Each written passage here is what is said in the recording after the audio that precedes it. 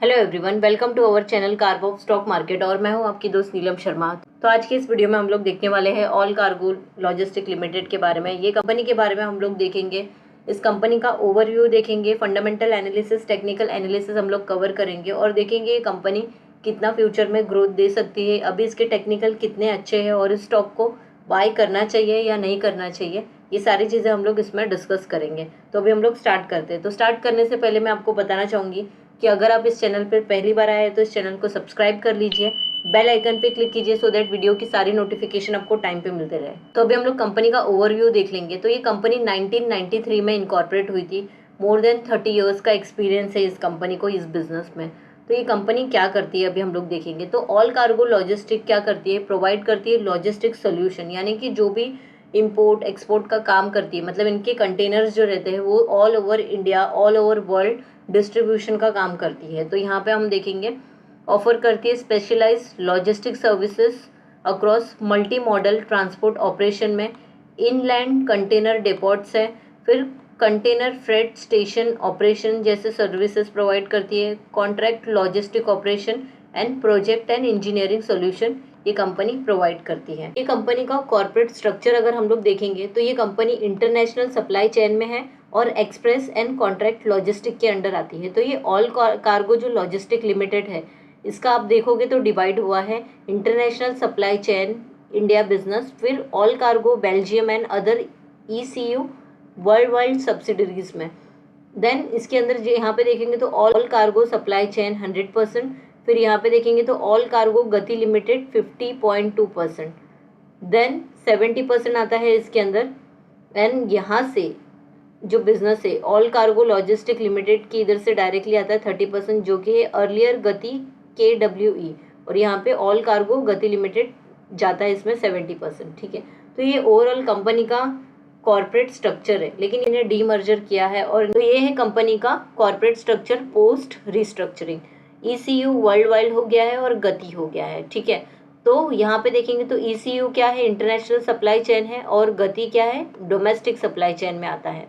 Then यहाँ पे देखेंगे तो ऑल कार्गो ECU लिमिटेड के अंडर क्या क्या है, global ISC business, India ISC business and support functions, ये सारे इसके अंडर आते हैं। ठीक है, जिसके अंडर आप देखोगे तो प्रमोटर्स का होल्डिंग 70% है और पब्लिक का होल्डिंग 30% है।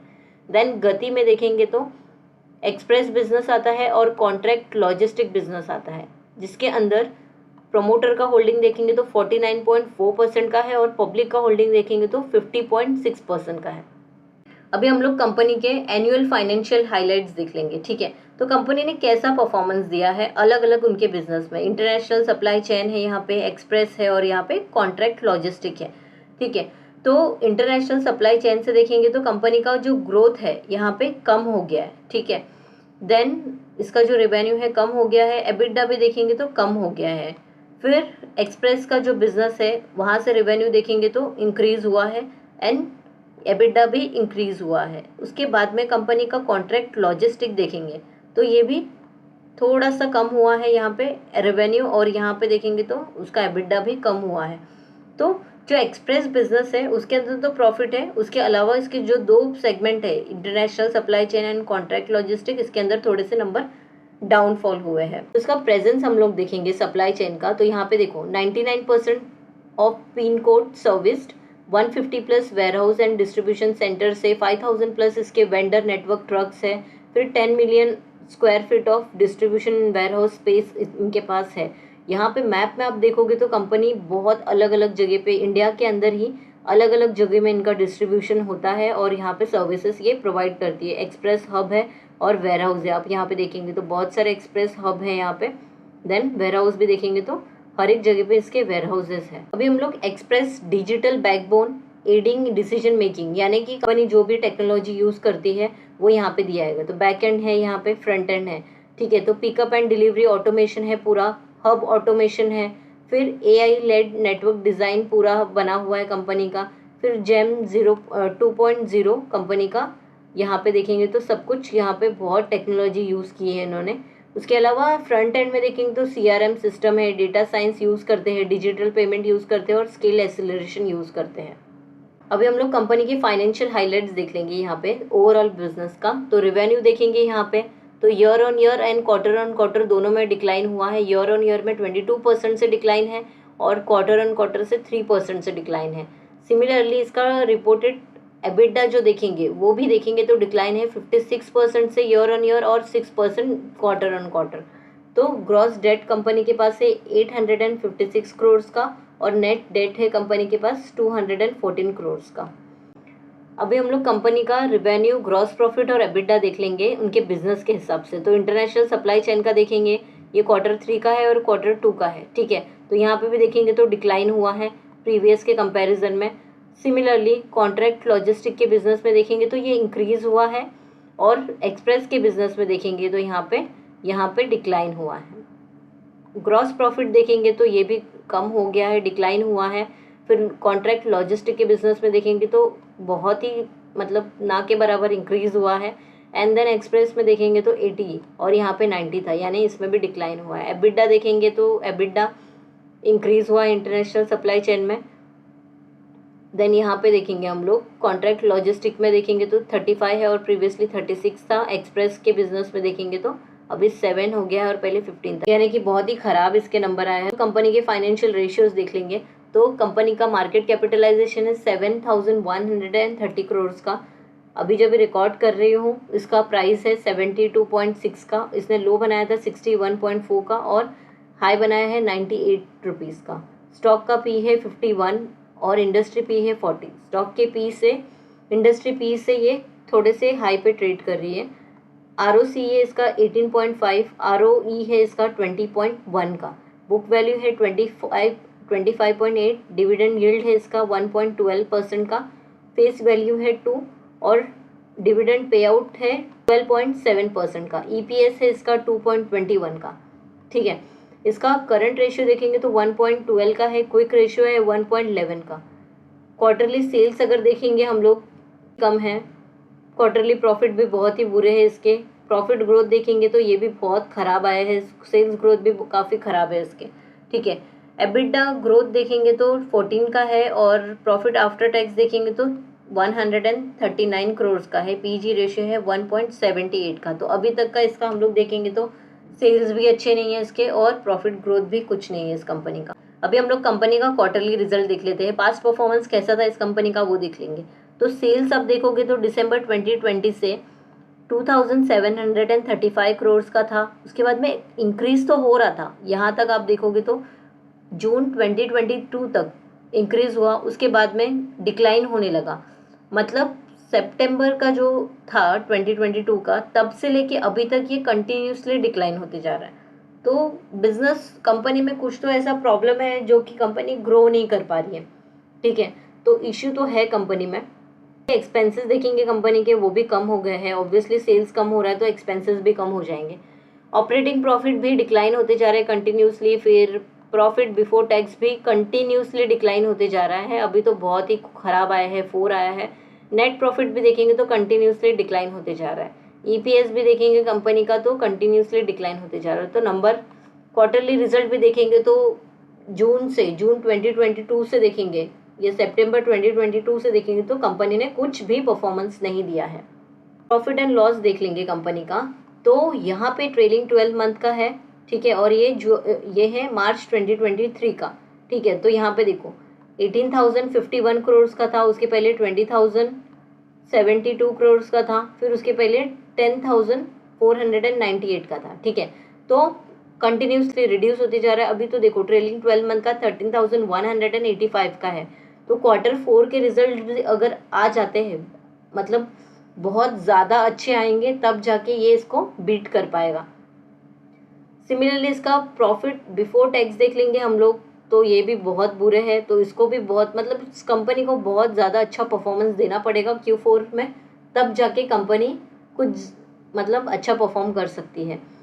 देन ऑपरेटिंग प्रॉफिट देख लेंगे हम लोग तो ये भी बहुत ही ख़राब है, ठीक है। फिर नेट प्रॉफिट भी देखेंगे तो ये कंपनी का काफ़ी बुरा है। आप देखो कंटिन्यूसली ये कम ही होते जा रहा है, ठीक है।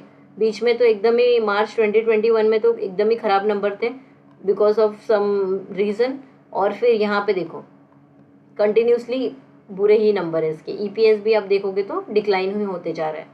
का शेयर होल्डिंग पैटर्न देखेंगे, बहुत ही इंटरेस्टिंग है इसका शेयर होल्डिंग पैटर्न। प्रमोटर का होल्डिंग जो है कोई भी चेंजेस नहीं है, प्रमोटर की होल्डिंग में कोई प्लेज भी नहीं है।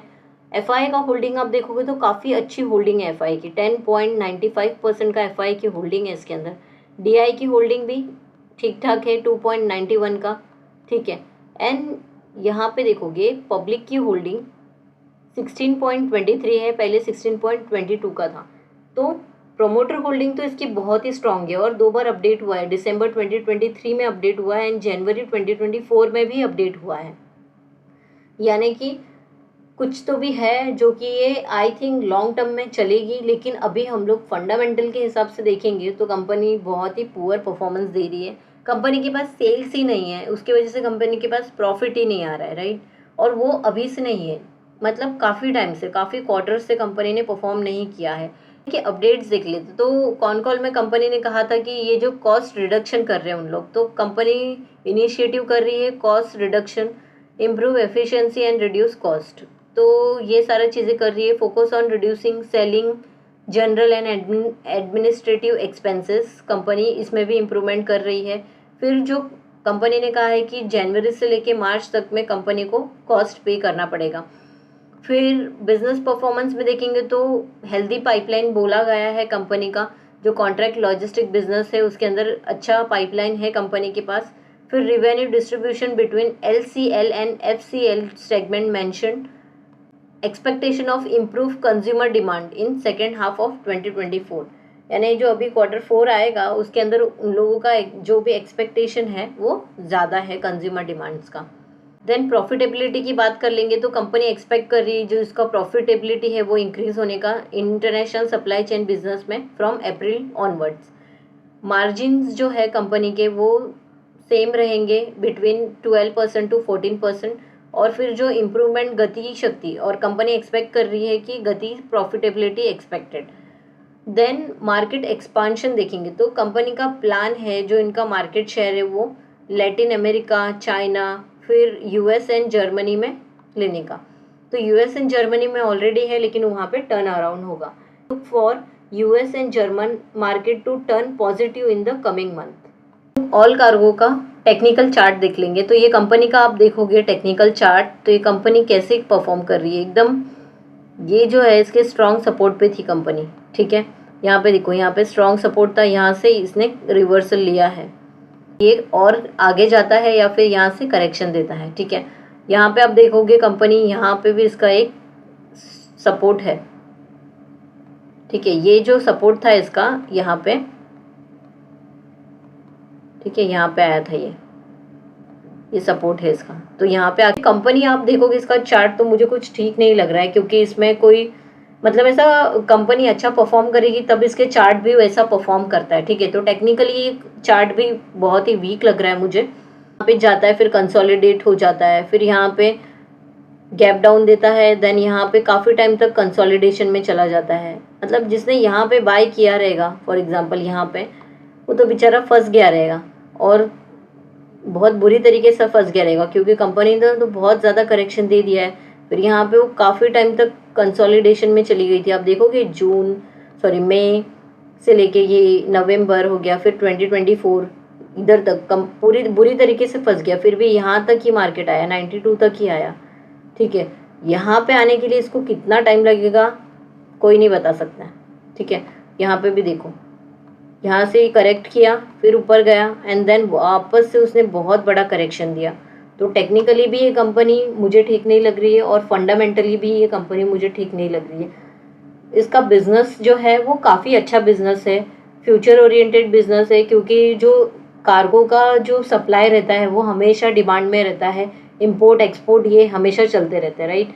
बट ये कंपनी क्यों नहीं परफॉर्म कर रही है, ये बहुत बड़ा क्वेश्चन है। कंपनी ने डीमर्जर किया है और कंपनी कोशिश कर रही है कि आगे परफॉर्म करने के लिए, तो हो सकता है जो कंपनी का नेक्स्ट फाइनेंशियल ईयर रहेगा उसमें कंपनी परफॉर्म कर सके।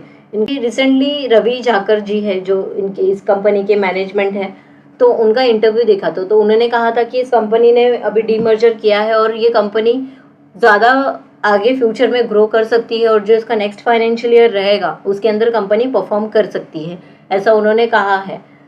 ठीक है, तो फ्यूचर में ये कंपनी परफॉर्म कर सकती है, लेकिन अभी इस कंपनी को परफॉर्म करने के लिए टाइम जाएगा, बट कितना टाइम जाएगा कोई नहीं बता सकता है, राइट। अगर आपके पास ये स्टॉक नहीं है तो इस कंपनी से थोड़ा टाइम के लिए दूर रहिए, और फिर फ्यूचर में अगर इसके फंडामेंटल्स टेक्निकल अच्छे होते तो इसमें एंटर कर सकते हैं, ठीक है। लेकिन अभी तो मैं सजेस्ट करूंगी कि आपको इसमें कोई एंट्री नहीं लेनी चाहिए। अगर आपके पास ये स्टॉक अवेलेबल है तो आप इसको लॉन्ग टर्म के लिए होल्ड कीजिए, may be next financial year तक ये कंपनी परफॉर्म कर सके और आपको रिटर्न्स बना के दे सके। अगर आप शॉर्ट टर्म के लिए है तो मेरा सजेशन रहेगा कि आप निकल जाइए सेल करके, ठीक है। लेकिन टेक्निकल एंड फंडामेंटल दोनों इसके खराब है, ठीक है। तो जिसने यहाँ पे लिया रहेगा बेचारा बहुत बुरी तरीके से फंस गया रहेगा, बट यहाँ पे भी लिया है तो उसने भी काफ़ी लॉस इसमें ले चुका है, ठीक है। तो एवरेज करने का भी कोई अभी फ़ायदा नहीं है, क्योंकि एवरेज करोगे और यहाँ से भी वो ब्रेक करता है तो और हालत ख़राब हो सकती है, राइट। तो इसके अंदर बने रहिए लॉन्ग टर्म के लिए। लॉन्ग टर्म में डेफिनेटली ये कंपनी परफॉर्म करेगी, क्योंकि इसने अभी रीस्ट्रक्चरिंग की है और कंपनी प्रॉफिटेबिलिटी के लिए भी बहुत इनिशिएटिव, बहुत पुश कर रही है, ठीक है। तो हो सकता है कि फ्यूचर में ये आपको प्रॉफिट करके दे, बट कोई रिकमेंडेशन नहीं है कि आपको ये स्टॉक में एंट्री लेनी चाहिए या नहीं लेनी चाहिए या सेल करना चाहिए। ये आपका खुद का डिसीजन होना चाहिए। अगर आप ये पूरा वीडियो देखेंगे तो आपको खुद ब खुद समझ जाएगा कि आपको इसमें क्या करना चाहिए, ठीक है। तो अगर आपको ये वीडियो अच्छा लगा है तो प्लीज़ कमेंट करके बताइए, या फिर आपको कोई सजेशन है तो आप मुझे कमेंट करके बता सकते हो, ठीक है। तो अगर आपको ये वीडियो अच्छा लगा है तो इस वीडियो को लाइक कर लीजिए। चैनल पर पहली बार आया है तो चैनल को सब्सक्राइब कीजिए, बेल आइकन पे क्लिक कीजिए, सो दैट वीडियो की सारी नोटिफिकेशन आपको टाइम पे मिलते रहे। Thank you for watching this video. मिलते हैं अगले वीडियो में।